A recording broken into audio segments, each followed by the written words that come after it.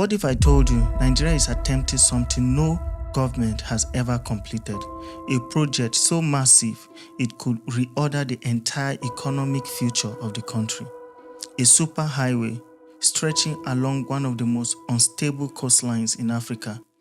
A road experts said was too expensive, too complex, and too politically impossible to ever exist. And yet, after decades of failure, delays, and dead promises, the government suddenly decided to build it. Why now? Why this route? And what will it cost Nigerians in the long run? This is the story of the coastal highway that could remake Nigeria or sink it. This highway did not start with Tinubu administration. It didn't start in 2024. It didn't even start in this decade. The idea of a coastal road running from Lagos to Calabar goes back to late 1970s during the era of General Yakubu Gowon, when Nigeria first began to imagine a continuous road hugging the Gulf of Guinea. The concept reappeared in 1999 when Southern governors urged President Olusegun Obasanjo to build a coastal highway. Nothing concrete happened. It came back again under President Goodluck Jonathan around 2010 with early estimate of about $12 billion and then stalled again. So why did it suddenly come alive under President Bola Ahmed Tinubu in 2023 to 2024? We will come back to that, but first we will need to understand the long road that led to this superhighway. From the beginning, Nigeria's leaders knew that the coastline was more than a line on a map. It was potential.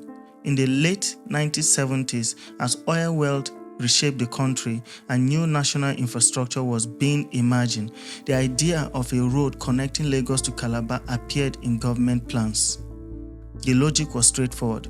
Connect the coastal states, support trade tourism, tie the west and the east together with a single corridor. But the challenges were also obvious.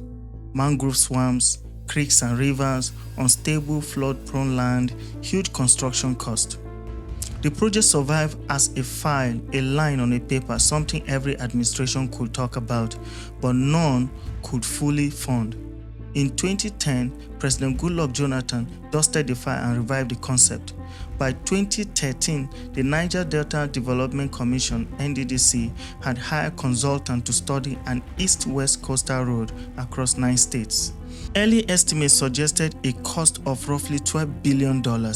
Then came delays, funding gaps, bureaucracy. Under President Muhammadu Buhari, the plan was renegotiated and trimmed to around $11.1 billion on paper, but still the bulldozers never moved. Until 2023, when the Tinubu administration decided that the coastal highway could no longer be an idea, it would be a legacy. Here's what is now on the table. The route length is about 700 kilometers. The route is from Ahmedu Bello Way on Victoria Island, Lagos, through Lagos, Ogun, Ondo, Delta, Bayelsa, Rivers, Akwa Ibom, and ending in Calabar, Cross River State. The states that this road is going to pass through are 8 in total, 8 coastal states possibly touching Edo.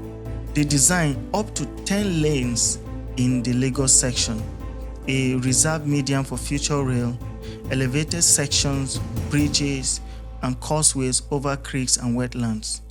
The estimated completion time officially is around 8 years, targeting roughly 2031 to 2032. By May 2025, about 30 kilometers from Victoria Island to Eleko Junction in Lagos had already been completed and ceremonially commissioned, a small but symbolic slice of the full project. But with scale comes a price.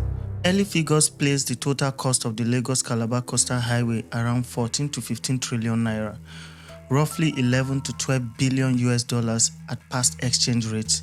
That number alone has made it the most expensive single road project in Nigeria's history. Depending on how you calculate it, initial estimates suggested about 7.5 billion per kilometer. Critics later argue, based on section figures, that the first 47.5 kilometers in Lagos was closer to 22 billion per kilometer. The Minister of Works responded with engineering math, saying the true figure, if you factor in the highway's unusual width, its 10 lanes and its future rail corridor, and its concrete pavement, comes closer to about 4.3 billion per equivalent kilometer. On paper, that argument tries to answer one fear, that the project is simply too expensive. But the bigger public question is this: in a country with so many failing roads, is it wise to put trillions of naira into one mega superhighway? This is not a simple inland road that follows existing paths. The highway starts at Ahmadu Bello Way on Victoria Island, right by Eco Atlantic, itself a reclaimed city built from Atlantic Ocean. From there, the Lagos section is designed as a 10-lane concrete expressway, 5 lanes in each direction, with a rail reservation running in the middle.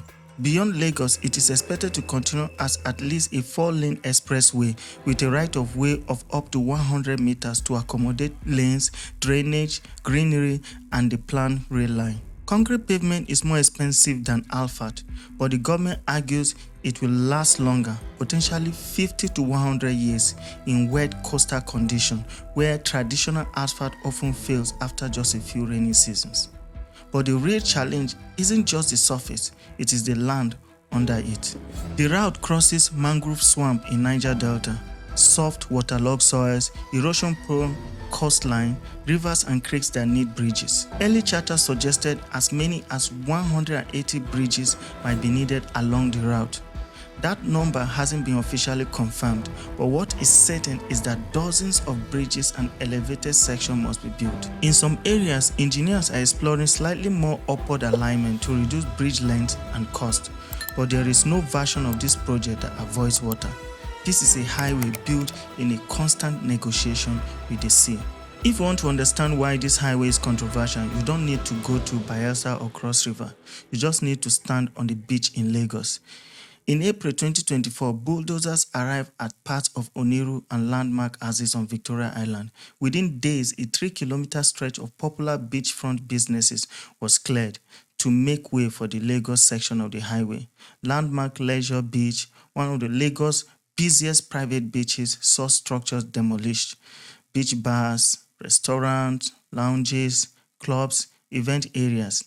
The landmark ecosystem claimed around 3.5 million visitors per year and over 12,000 jobs, direct and indirect. Federal officials insisted the demolitions follow an existing 250-meter coastal highway that gave the government legal control over land along navigable waters. Some structures were labeled illegal or outside proper approvals and therefore not eligible for full compensation. Yet the emotional reality on the ground was very different. To many workers and entrepreneurs, this wasn't just right of way, this was their entire livelihood erased almost overnight. We don't see in Nigeria. Those that give us, we are not seeing it. Have collected from our hands. They should come and provide job for us. In response to public outcry, the government announced a 2.7 billion compensation fund for affected properties in the Lagos section. They created categories: permanent concrete or steel structures eligible for full compensation, temporary or wooden structures not fully covered. President Tinubu publicly directed that all eligible properties owners affected along the 700-kilometer route across the 9 affected states should be compensated.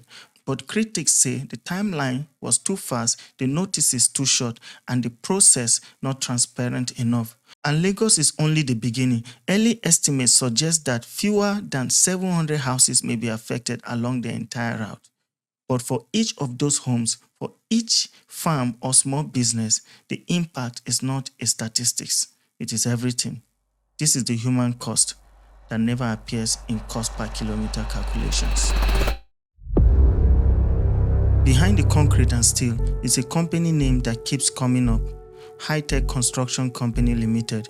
High-Tech is not new to Lagos. It worked on major projects including land reclamation for Eco Atlantic City. The Lagos Calabar Coastal Highway contract was awarded to High-Tech without open competitive bidding, through a process the government described as direct procurement. Officials argued that Nigerian law allows direct contracting where a company has unique technical expertise. Critics say that is exactly the problem. High-tech is owned by Gilbert Shagori, a billionaire businessman with long-standing ties to Nigeria's political elite, including President Tinubu.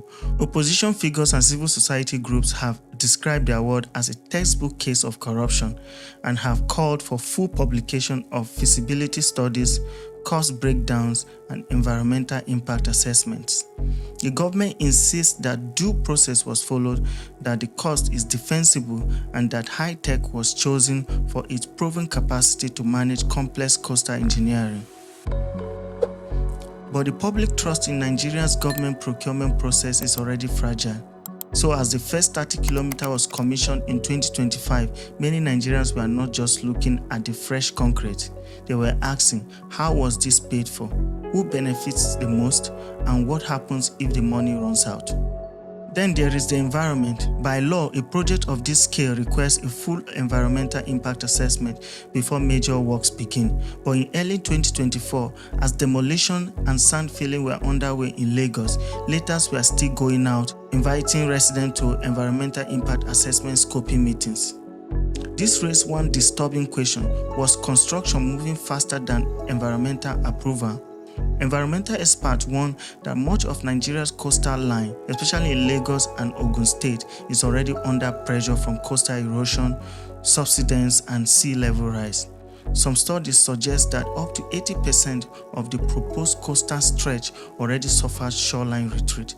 The Niger Delta's mangrove forests are natural buffers against flooding and storms and vital nurseries for fish.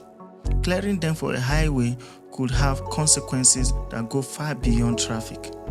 The government now says detailed environmental and social impact assessments are being completed with modern mitigation features such as advanced drainage, mangrove replanting, eco-sensitive designs. But many Nigerians have seen how corners can be cut in practice. When you build a permanent highway in a landscape that is not permanent, you are making a long-term bet against water, time, and climate.